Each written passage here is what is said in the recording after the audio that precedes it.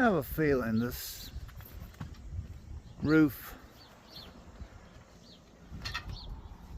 is not going to last as long as the original one did. This is a replacement. It doesn't fit nearly as well as the original. It's a different material, but it's supposed to fit this easy up. I doubt it'll last the nearly 2.5 years the original one did. We're back at the buffet table here. We have 2 O-rings left out of the kit that we bought, and we have 4 places they could go. 5 really, if you're counting this O-ring on the tip of the IPR here. But there are really 4 ports on the pump that are plugs, basically. There's one here, this one, then there's one there, and then there's another one right here. So we have 2 O-rings left in the kit, and really 4 or 5 places they could go, depending on how you look at it. So what we will have to determine today, because there's no instructions or paperwork or anything on their website or anything like that. So we have 2 O-rings left, and I'm guessing it's for this one and this one. And so if we look at the O-ring and it's this size, then we know that's where it needs to go. These are all different sizes, which are a big plus, except for this one right here, right? We might not use this IPR. We have 2 new ones, but this is the one that was on the truck. So these rarely go bad. There's nothing to go bad. There's just a freaking magnet right here, and I don't know what it does, but it's a pressure regulator of some sort. I have no, it's probably, I don't know how it works, but this is a magnet. It slides over this rod. You have to take this first part off, and they use this cheap ass pressed steel nut rather than a real nut. That comes off, that comes off, and this is the place it goes right here.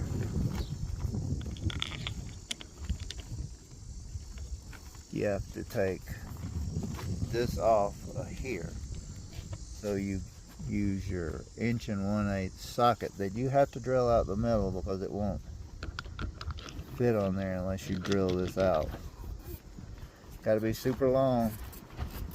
Would suggest if you have one of these, take it with you to the hardware store, because it took me a while to find one of these that actually fit. You can get one that'll fit the nut, but not the inside. This just barely fits. You can see it's just enough room to stick your ratchet down, square it down in the top.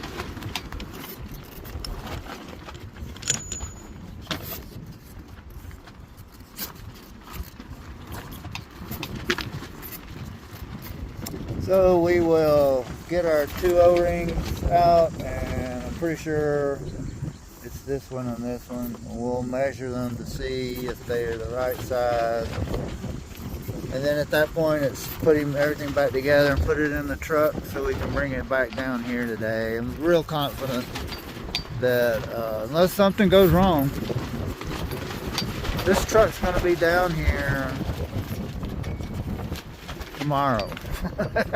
If I have to push it down here.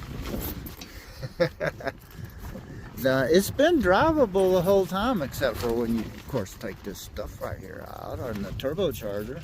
This was drivable the whole time. It's just leaking a lot of oil really bad. The issue when you live in an RV park is they don't like you working on your vehicle here. And understandably so. You would not want some idiot changing his transmission out in one of these spots. It's just not acceptable. So anytime I have to work on a vehicle, I have to be very careful and try to find some place to work. Now, if it's some kind of simple little thing, they don't mind you working, changing a headlight or something like that. No big deal. But something major, they have people coming and going in here. It could be who knows who and leave a huge ass mess for them to have to clean up. Myself, I'm not dealt to deal with the public. Just can't deal with that kind of level of incompetency at times. Just don't have the patience for it. Some people do. They're much better people than me. I just wouldn't have patience, and I can understand where you just have a no tolerance policy for it, which is not that great for us. That if I had all the money in the world, I would pay to get that thing fixed, but man, it would have cost a lot of money. Can you imagine? First, would have to find somebody to fix it. Then would have to get it towed over there. And chances are that shop would be 100 miles away, so you're looking at between probably close to $1,000 to get it towed. And then the work that was done, wow, would be another couple thousand. So you're looking at $3,000 or $4,000 right here. And I'm like, no way that I'm gonna pay $3,000 or $4,000 when I do it myself and do it right. Can't trust people. You pay somebody to put new pads all the way around Blue Truck. New pads, not a big deal. Paid them really well, got really good pads, and the guy had 15 years at Freightliner. 15 years at Freightliner. You think you can trust somebody like that? Well, they left the rear passenger caliper. There's two big bolts that hold that thing on, one at the top, one at the bottom. He did not tighten those two bolts. The top bolt fell out, causing the caliper to swing down and start hitting the wheel. And thankfully this happened at a red light. Because when I started out at the red light, the truck just started hopping up and down because that caliper was hitting the wheel. Oh my God, it was awful. So we managed to limp off the side of the road and crawled under there, and it only took me a second to see that caliper hanging down, hitting the rim. So I was able to at least pull it up with a piece of rope so I could pull over into a parking lot. And I had to track down a new bolt. Could have killed, no telling how many people that could have killed. Killed lots of people. Oh my God. So ever since then, done all the work myself that I can do. And I'm gonna keep doing it. Because now I know what's going on here. Probably end up having to do this job over again. Or not over completely, but replace these lines right here. These just need replacing. go from there. Oh my God, we've got a mess to clean up when we get caught up on all our many projects. Clean this thing up and get ready to use it like it was intended. Whew, man, what a windy day. Man, we're gonna wrap this project up today. Put this thing to bed. Waited around all afternoon for the wind to calm down before we go up there and install this in the truck. I'm gonna do it before sun down. We still have a lot of time left. I don't think it's gonna take too long. Oh, it looks like our neighbor's a moto rider. Look at those clouds. The wind has been nuts today, gusting at 40-something miles an hour. Whew. It's rough being out there in that field when it's like that. I don't need a whole lot of time. Well, I was thinking right here late in the afternoon, it will calm down. It does all the time, but how late will it be?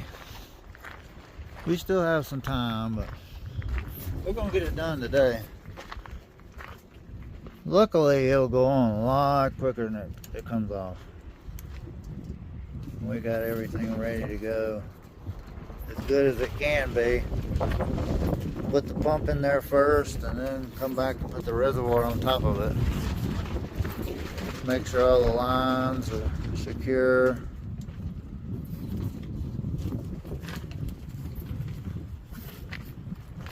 It'll probably not want to run right because the pump not having oil in it. We'll have to try to fill the reservoir up with oil when we put it back together. We'll fill, you can take this cover off right here and pour oil in there so we can fill the reservoir up, and that'll help the pump prime itself and not want to run as bad, but it's still going to have air in the system that it's going to have to take to run out, so it'll take a little while for it to do that. Remember when I put a new HPOP on red truck, and it took a couple of days for it to get out. Anyway, it's all different. It'll start, but it probably won't run very smooth with that air in the line. So it'll be nice to have Blue Truck back down here, even if things aren't perfect with it. I'm definitely going to replace these lines right here and order another O-ring kit for it, since the O-ring kit that we ordered didn't come with all the different O-rings that you can be replaced on this thing. Luckily they weren't leaking, so, and the ones that we did replace were leaking, so that's a good thing. But that's still not going to stop me from going ahead and ordering another O-ring replacement kit. It's very cheap, and then new lines, because these quick connect, that could really leak real easy. So, and that's what was leaking, was right here, these two, but on the bottom, and the O-rings were shot. And I'll order another gasket, even though there's nothing wrong with this gasket. It can't hurt to have an extra. So, and thankfully, this is not so nearly as difficult to deal with as the turbocharger. Not nearly as difficult. Oh boy, I have to put a shirt on to go up there. It's cold out here. See, this is what I was just waiting and waiting until it would calm down. It's really hard being up on top of the hood of that truck with the wind blowing like this. It's not fun. It'll blow you off of there. It's scary.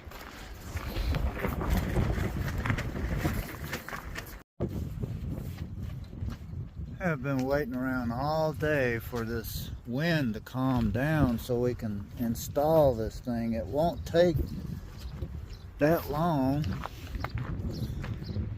But Jesus, come on. We still have some time. There's almost a couple hours to dark, so it won't take nearly that long. But Jesus, it's 40-mile-an-hour wind gusts. Come on. Settle down. And the bad thing about it is up there, there's just no break from the wind. You're out in the middle of nowhere. Right out there with the wind just all swirling around. And being up so high on top of that engine, it's not fun. Not fun at all. So I keep waiting for this wind to die down, but I don't know if it's gonna happen or not. It will. It seems like it's trying to peter out. I'll give it a few more minutes, and if not, we're gonna go on up there and get started anyway. Because definitely want to get this thing put on and hopefully get the truck moved back down here. But at least put on there and everything to move the truck first thing in the morning. Well, I just checked the weather and they said it's gonna be gusty winds through the evening. They just changed the forecast or updated it. I don't know if they just did it, but so we might as well head on up there. It's not gonna calm down any. We still got plenty of time. I was just waiting around 5 or 10 minutes hoping it would calm down a little bit. Man, it's been gusting to like 40 miles an hour. Trying to do everything I can before we go up there. This plate that has that sensor attached to it that I cut the bracket in half. I drilled a couple of holes for some rivets, but for now we will wire the sensor back in place just to get the truck down here, get the truck drivable. So that'll be a lot easier to deal with than before. This is the sensor right here. It screws into a tube that attaches to the header on the left side, which is attached to this plate. You got to take this plate off to get this bolt out. Got to get this bolt out to get this out. This bolt goes right here. There's a big cam. That's what this spacer's for, to hold that cam in place. This big gear, it's not a cam, it's a gear. Holds the gear in place. And this is the cover that goes over the front cover so you can access the bolt. But this stupid sensor is attached to the cover, which is attached to the header. So they want you to take this off just to get this so you can get to that bolt. Screw that. We cut it. And in the future, I'll drill another couple of holes on the other side of this where it screws into the tube. And put a little piece of metal and then rivet. Two rivets. And that way if it ever has to come off again, you just drill the rivets out and replace them.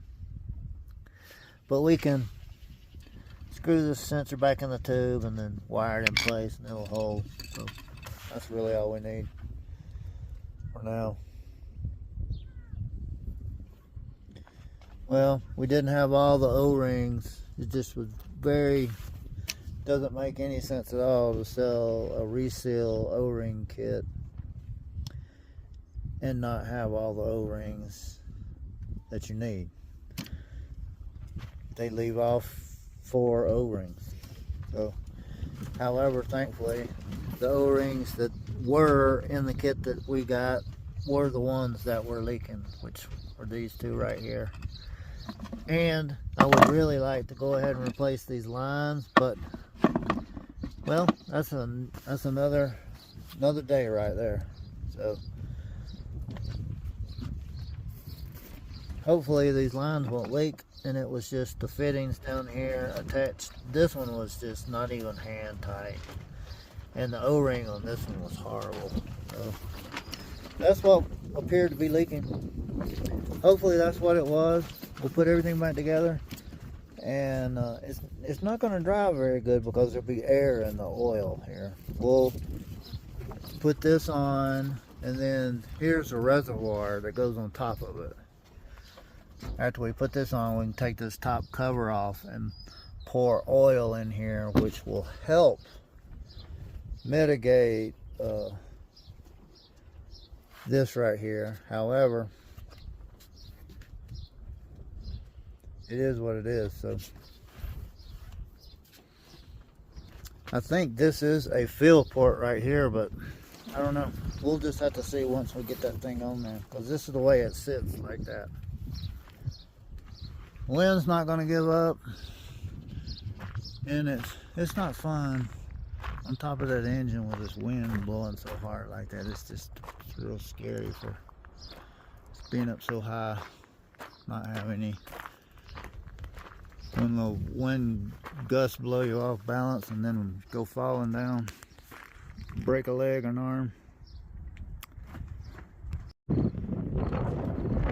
Well, we've waited all day for the wind to calm down some. Man, we still have plenty of time to get this thing on there. It would be nice if the wind would cooperate just a little bit. I mean, just a little bit. To calm down from the 40-mile-per-hour wind gusts. Especially crouching on the top of that hood up there. That's what I have to do. Oh, Lord. Oh, Lord. Oh, well. And see, nothing will stay up there. It keeps getting blown away. I don't dare put anything up there. I guess I didn't need this other one. Oh my God.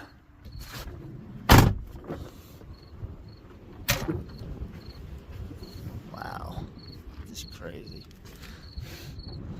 It's been blowing the oil out of the oil pan, the oil catch can. Yes. This wind has been crazy. Alright, let's see if we can get this thing on there. It shouldn't, if this wind would cooperate just a little bit, it would be a blessing, let me tell you. It's hard enough as it is to crawl up there and crouch on the top without this wind fighting you. But it is what it is. I had to take a break. I'm getting a headache. Whew, all that blood rushing to my head. I have to put my knees down on the blue mat. So I'm squatting up there and my knees are right there. I'm leaned over and my head is stuck down in the engine trying to see what I'm trying to do. So all the blood's rushing down my head. It's like I'm... Ooh. But we have the 3 bolts started for the pump that holds it in place. We'll take the big wrench and torque those down and move on to the next phase. And we're going to get this thing on there before the end of the day. I'm going to try to fire it up, but it might take a minute to fire it up because it's been sitting here for a while. Especially there might be air in the lines or whatever. So just so we have everything put back together on the truck today will be great. And we can do that. Well, my goal was to get it on there, and we accomplished that. It's on there. everything's bolted down. Fuel bowl, reservoir, the oil pump itself, the cover's on. The two flexible lines that are really hard to get to, they're screwed in and in place. I just have a couple of these fuel lines and these electrical connectors to hook up. That's it. Just hook up the electrical connectors and these fuel lines right here. I think there's two right there. Woo! Man, this will be great. Awesome. Accomplished my goal was to get it put on there. I was gonna try to go through the motions of trying to get it started and everything, but we'll do that in the morning. We did a lot. We got accomplished what we needed to get accomplished, so.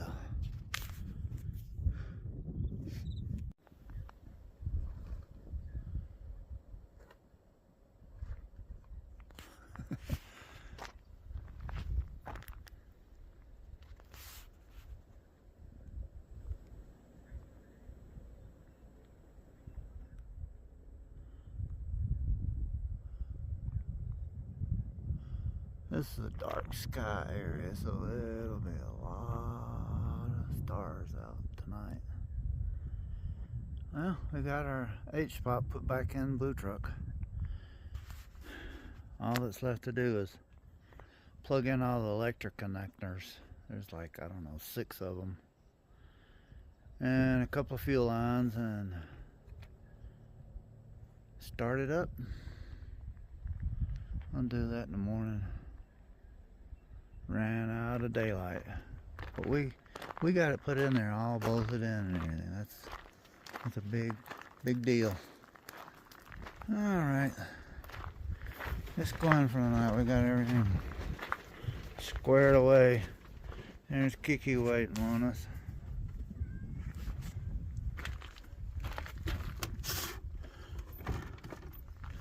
What you doing, baby girl?